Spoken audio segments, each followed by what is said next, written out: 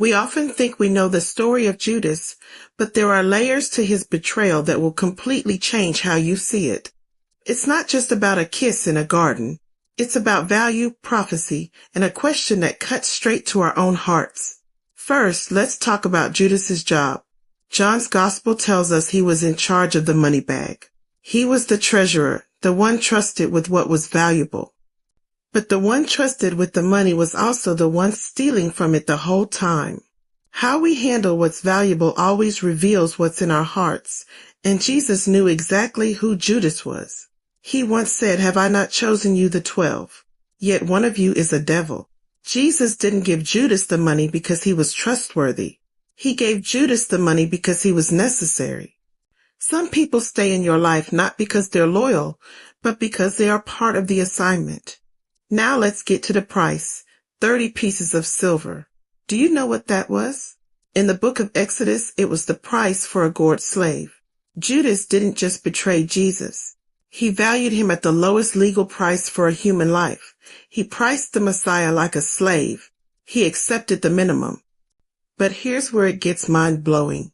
This was all prophesied centuries before Judas was even born. The prophet Zechariah wrote, "So they paid me 30 pieces of silver. Throw it to the potter the handsome price at which they valued me."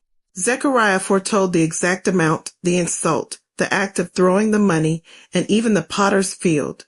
Judas fulfilled it word for word. And when he went to the chief priests, Judas didn't even negotiate. He asked, "What will you give me if I deliver him to you?" He didn't say he's worth more or that's too low. He just took the first offer. He took the lowest price for the highest gift because betrayal always reveals how someone truly values you. Later, the guilt became unbearable. Judas tried to return the money, crying out, "I have betrayed innocent blood."